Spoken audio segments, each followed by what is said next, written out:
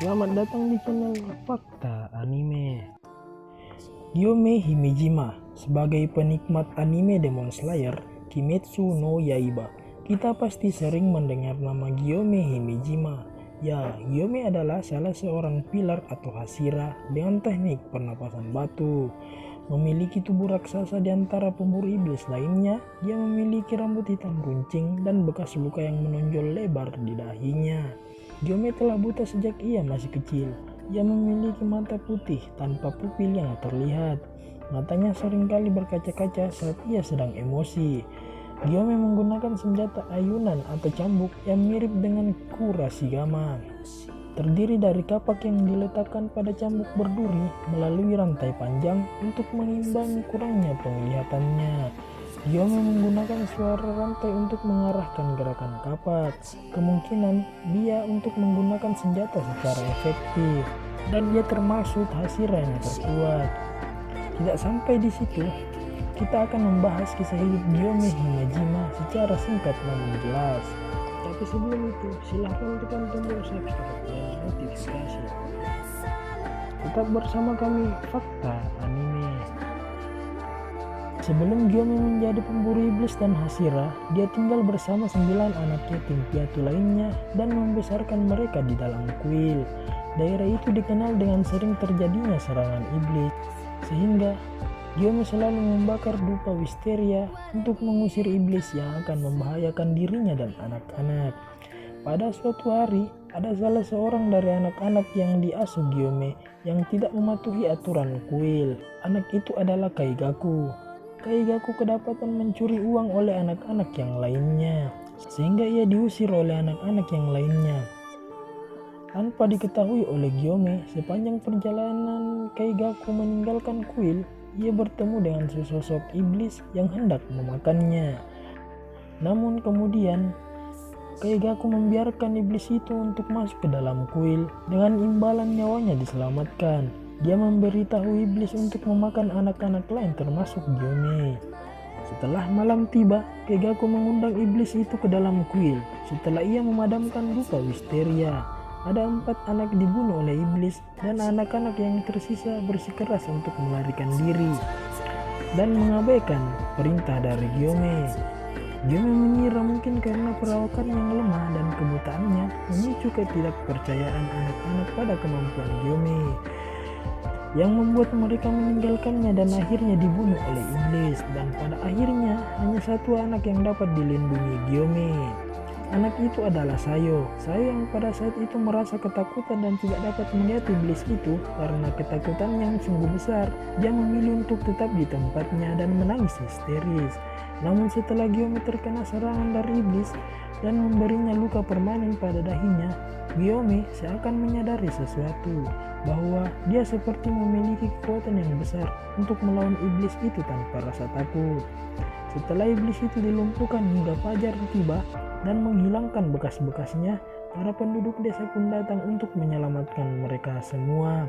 Tapi karena kesalahpahaman penduduk desa yang didasari oleh perkataan Sayo yang menyebut bahwa orang itu monster yang membunuh mereka semua, sehingga penduduk desa mengira yang Sayo maksud adalah Gyome.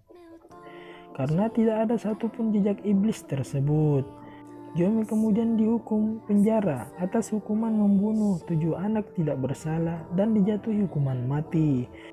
Namun di tempat yang lain, Kagaya Ubuyashiki mendengar berita tersebut dan bermaksud untuk membebaskan Gyome sebelum dieksekusi karena kesalahan yang tidak dia perbuat.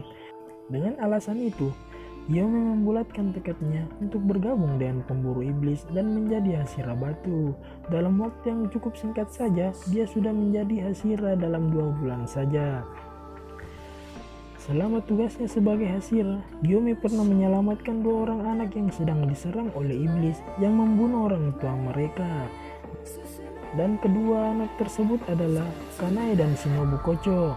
Peristiwa penting itu membuat Kanae dan Shinobu sadar akan bahaya teror dari para iblis, dan mereka bertekad bersama untuk bergabung bersama pemburu iblis dan saling melindungi satu sama lain.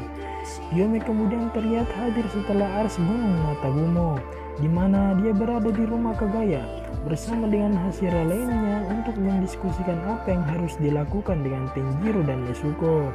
Gyome muncul lagi di Ars Mugen Train, di mana dia menerima berita tentang kematian Kyojuro Rengoku.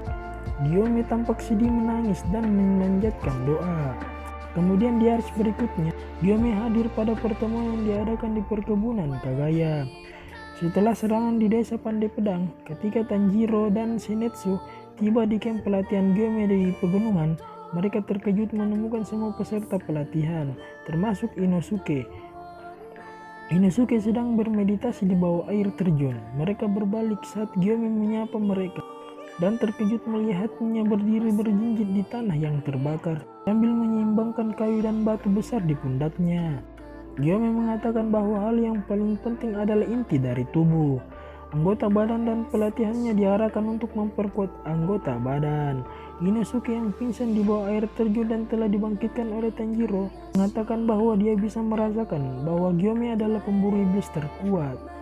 Dan Tanjiro setuju dengan hal itu. Tanjiro mengatakan bahwa Gyome adalah satu-satunya yang memiliki aroma yang berbeda dari yang lainnya. Ketika Tanjiro berhasil menyelesaikan pelatihan roh Hashira, Tanjiro mengalami dehidrasi yang sangat parah. Namun Gyome menuangkan air padanya untuk menyelamatkan bocah itu. Dia kemudian melanjutkan dan mengatakan bahwa karena menyelesaikan pelatihannya dan atas tindakannya di desa Pandai Pedang yang memprioritaskan penduduk desa daripada saudara perempuannya, dia percaya bahwa Tanjiro adalah pendekar pedang sejati.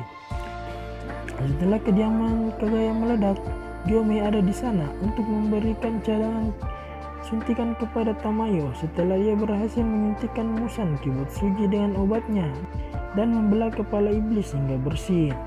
Gyome dengan sedih mengingat pertama kali ia bertemu dengan Kagaya ketika dia baru berusia 18 tahun dan Oyakata 14 tahun saat Kagaya mengatakan kepadanya bahwa dia tahu Gyome bukanlah seorang pembunuh tapi tetap berjuang untuk melindungi anak-anak lain di biaranya. Demikian pembahasan untuk Gyome Himejima. Selanjutnya kami akan membahas salah satu Hashira lagi.